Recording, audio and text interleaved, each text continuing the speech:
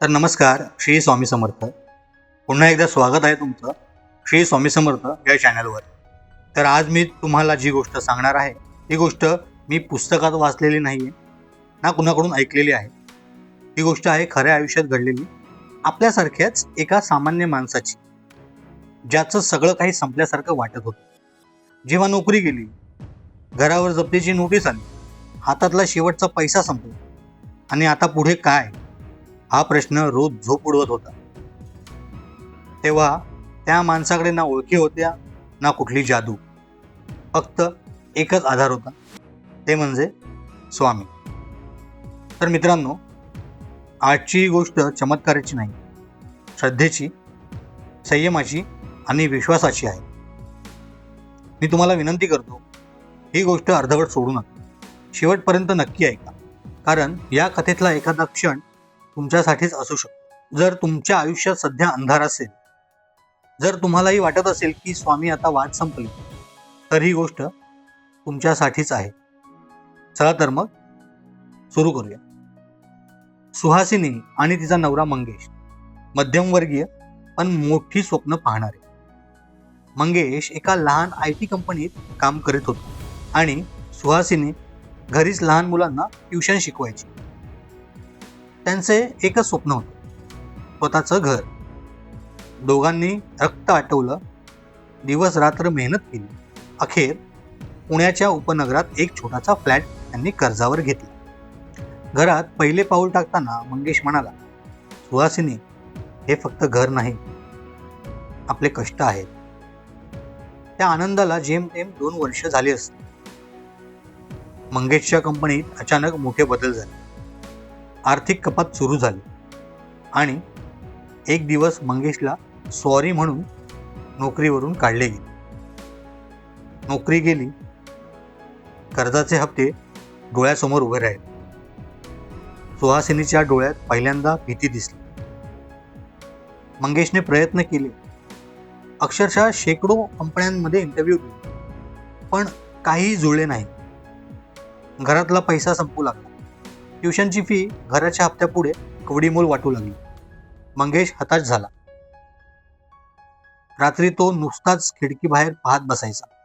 सुहासिनीला आठवतंय, तो दिवसभर हसतमुख असायचा, पण हल्ली रात्री त्याला शांत झोप लागत नव्हती. आणि एक दिवस घरावर जप्तीची नोटीस आली. तेव्हा सुहासिनीच्या पायाखालची जमीन सरकली. तिच्या हातातील सर्व सोन्याचे दागिने विकले गेले होते. आता काहीच शिल्लक नव्हते. त्यांच्या घराच्या देवघरात श्री स्वामी समर्थांचा एक छोटासा फोटो होता. तो फोटो सुहासिनीच्या आईने तिला दिला होता. सुहासिनी जास्त पूजा अर्चा करणारी नव्हती, पण संकटात माणूस देवाकडेच धाव घेतो. एक दिवस मंगेश खूपच तुटला. तो सुहासिनीला म्हणाला, या घरात काही दिवसच राहता येईल, आता सगळं संपलंय, मीही हरलोय. त्या क्षणी सुहासिनीने मंगेशकडे पाहिलं. तिच्या डोळ्यात पाणी नव्हते, पण एक वेगळीच तीव्र ऊर्जा होती. ती म्हणाली, तुम्ही हरले असाल, पण मी नाही, आणि आपले स्वामी आपल्याला हरवू देणार नाही. तिने तो स्वामींचा फोटो घेतला. तो फोटो छातीशी धरून ती रडू लागली. इतकी रडली की तिचे हुंदके थांबत नव्हते. तिने ठरवले, आता नाही तर कधीच नाही. तिने अक्कलकोटला जाण्याचा निश्चय केला. मंगेशने तिला थांबवले, एवढ्या पैशांची उधळपट्टी करू नकोस. पण सुहासिनीने ऐकले नाही. तिने थोडेसे पैसे घेतले आणि अक्कलकोटच्या दिशेने निघाली. प्रवासात ती केवळ एकच जप करत होती, श्री स्वामी समर्थ, तार मला, तार. अक्कलकोटला पोहोचल्यावर मंदिरात प्रचंड गर्दी होती. सुहासिनीला दर्शनही धड घेता आले नाही. ती फक्त दुरून मूर्तीकडे पाहत राहिली. तिच्या मनात विचार आला, मी इथे काय मागायला आलो? स्वामींना माझ्या अडचणी माहीत नसतील का? ती मंदिराच्या पायऱ्यांवर बसली. प्रचंड थकवा आणि हताशा. डोळे मिटले आणि मनात विचार आला, स्वामी, जर तुम्ही असाल तर आज मला दाखवून द्या, नाहीतर मी परत गेल्यावर स्वतःचे सगळे प्रयत्न थांबवून देईन. सुहासिनी डोळे मिटून बसली असताना तिच्या खांद्यावर कोणीतरी हात ठेवला. तिने डोळे उघडले. समोर एक वृद्ध भिकारी उभा होता. त्याची वेशभूषा फाटकी होती, पण डोळ्यात एक वेगळी शांतता होती. तो भिकारी म्हणाला, इथं का बसली आहे?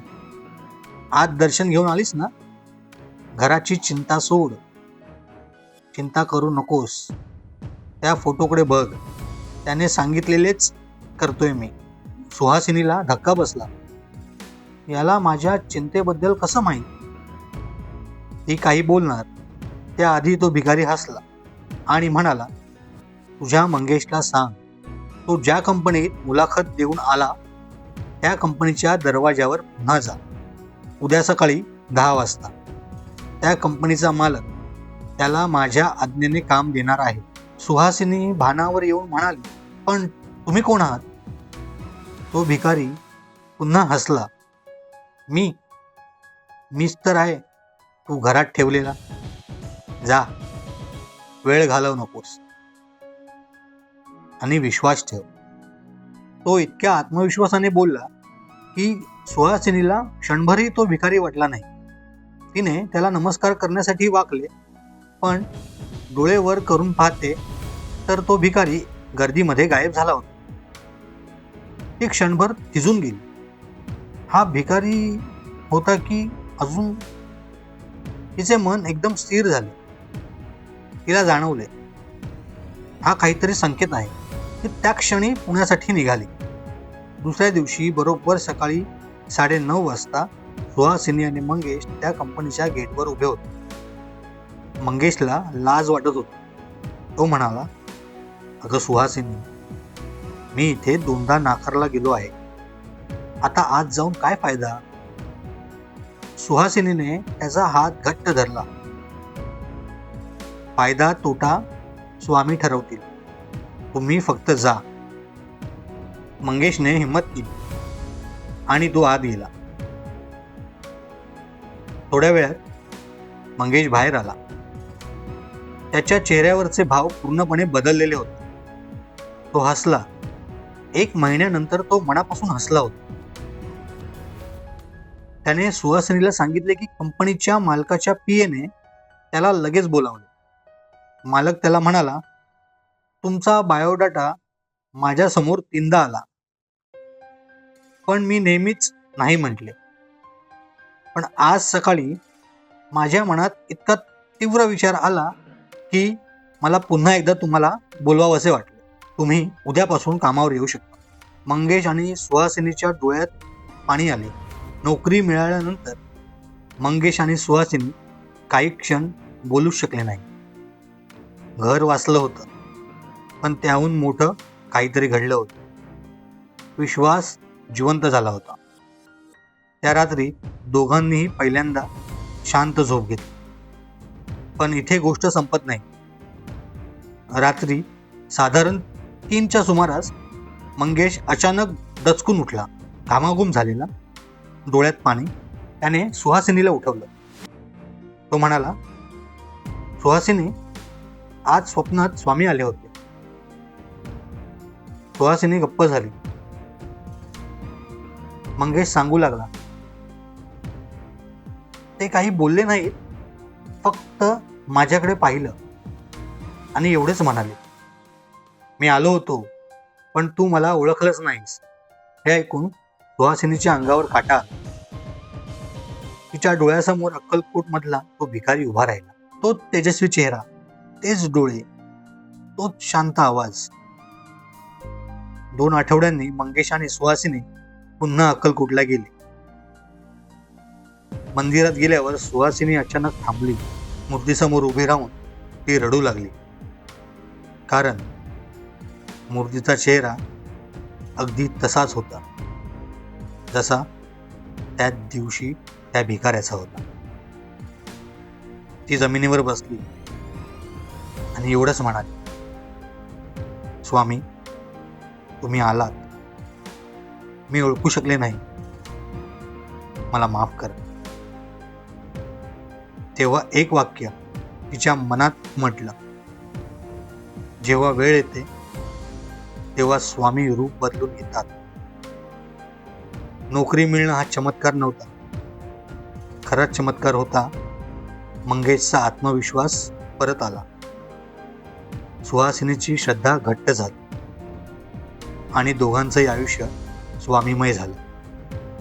तर मित्रांनो, जर आज तुमचं आयुष्य अंधारात असेल, जर वाटत असेल आता काहीच उरलं नाही, तर लक्षात ठेवा, स्वामी कधीच उशिरा येत नाहीत. ते फक्त ओळखण्याची वेळ पाहतात. कदाचित ते तुमच्या समोरही उभे असतील, पण तुम्ही त्यांना ओळखत नसाल. श्री स्वामी समर्थ.